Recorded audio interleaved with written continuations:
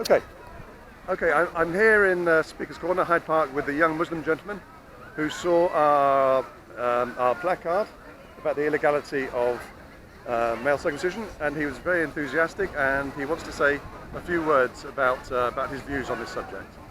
Well, thank you very much for the opportunity here, sir. I would like to start off by saying this is a crime, it should be a crime, and it should be actually enforced and endorsed by our law of our land, because this is one of the most heinous crimes you can commit against your own flesh and blood, against your own child. If you're a Muslim, then you show me in which part of the Quran, in which ayat, in which verse it states circumcise your child and mutilate him for life. It's not like a hair or like a toenail that's going to come back. This will never return. Now, I posed this question to the doctor. I said to him, "Doctor, can I ask you a question?" He was an Asian doctor, a Muslim doctor.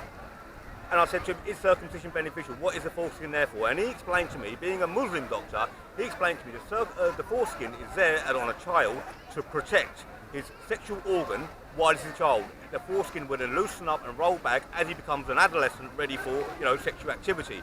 Meaning the Lord, whoever made him, has made him perfectly, in perfect creation, has created that as a part of him. Why are you mutilating that? On whose say-so have you removed the creation of the Lord? If you can please Muslim answer that, and I'll be more than happy to hear your answer. Number two, you believe it's cleaner, okay? Then you're telling me that all these people around the world, how many people have you seen with genital problems due to having a foreskin? But I can show you hundreds of people who have had problems with their genitals due to genital mutilation. Now you compare the two results and you tell me how it's meant to be. Number two, Satan in the Quran actually says to God, he says to him, "I will get them to alter your creation." When you're circumcising your child, you're making Satan right, because he said, "I will get them to alter your creation," and that's exactly what you're doing when you are altering his creation by mutilating that child, taking away from him something that God gave him for his protection. Not to mention the brain damage you've given that child.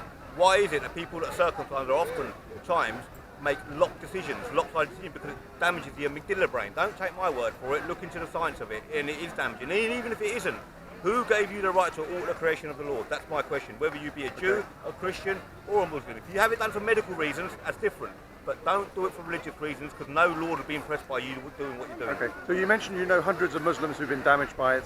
Well, my next door neighbour... So do you mean physically, psychologically, or both? My two sons, right? I've got 3 sons. The Lord gave me 3 sons. First 2 sons, I was brainwashed by this shit. Yeah. Right? I'm done. Both of them I had to take back to hospital and have them redone properly because the bloke had butchered my boys. Right? Now, you might say that's a prejudice against that. What happened, it's not. Because on the third time I looked into it, stop, hang on, what am I doing here? Why did I do it to my children? Okay, and when I looked into the scripture, I couldn't find the verse that's telling me to do that to my children. And I felt so bad. I felt, you know what? No God has asked me to do this. So I heard no voice from the heavens coming out and saying to do this. Then why did I do that to my children? My own flesh and blood, the ones who I love, and I will die for them, and yet here I am mutilating them. On who say so? And on my third time, I stood up and I said no to my family. No one's circumcising my son. He's perfect as the Lord made him. If he gets a problem, then that's between him and his Lord, and I'll take that on the chin. But what I'm not going to do is mutilate him. And how did they take that? Well, they tried resisting, but it's my son. Yeah. Right? At the end of the day, so have they come to accept it, or? They have to. Any Muslim don't want to give his daughter's hand in marriage to my son because he's got a foreskin, don't worry, I'll find one that does. Could that be the case, do you think? Well, yeah, absolutely. Wow. Absolutely, and this is what it is. It's like, half the time, if you're not, they say, "Oh, no, you don't have to get circumcised." Well, if you don't have to get circumcised, why are you imposing it on your brand newborn child? But the power of tradition? Well, listen, no tradition should be strong enough to overpower that humanity. I agree. Human rights come first, tradition comes second. Right? And at the end of the day, if your tradition is going to contravene my human rights, then do you know what? To hell with your tradition. Yeah. Yeah? Yeah. Agreed. Are you able to give your name? My name is Zeb, Z-E-B. Thank you. Anything else, Zeb? Anything else? The only thing I'd like to say is, please, people, just think about what you're doing. Don't take my word for it. Think about it. That foreskin will not grow back, okay? That brain damage will not reverse itself.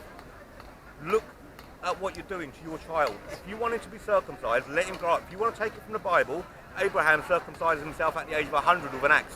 Why don't you follow that tradition, okay? If you want to take the Quranic tradition, there is none, right? So you've only left with the one from the old Torah. So now, why don't you follow that rather than doing it on the 8th day or when he's born as a baby? Let him make the choice. Don't do it for him. You're not his God. Okay, and you made the point quite unprompted that there's probably 20,000 nerve endings in the foreskin. Absolutely. I've read, this is from medical science. It's not something I've made up. No. Right? Now, if God wanted you to remove that, then surely he would have made it like a nail. or a hair. When you cut it and remove it, it doesn't hurt, right? But that 20,000 nerve ending is telling you it's there for a reason. The sensitivity in that place is next to none, okay? And when you damage the sensitivity in that place, you're damaging that child, full stop. You're damaging his future sex life, you know? And why do you want to do that in the name of a tradition that doesn't even exist? Is it generally known among Muslims that about the nerve cell thing? I mean, do Muslim men to be honest, know that they will not overwrite their tradition over Right. science. But They will look at you and You're think, right. oh, you are basically a non-believer, Yeah. right? And you're trying to disprove their religion by saying that this is a thing. Okay. Or you're a man with a foreskin who's trying to now basically say that, no, justify the fact that, oh, well, I can leave mine because it's not a bad thing. Right. Okay? But is there an understanding among Muslim men in general that this results in much less sexual pleasure? Well, no, listen, I can't tell you that, because I'll tell you why. I've never had a foreskin to know. Yeah.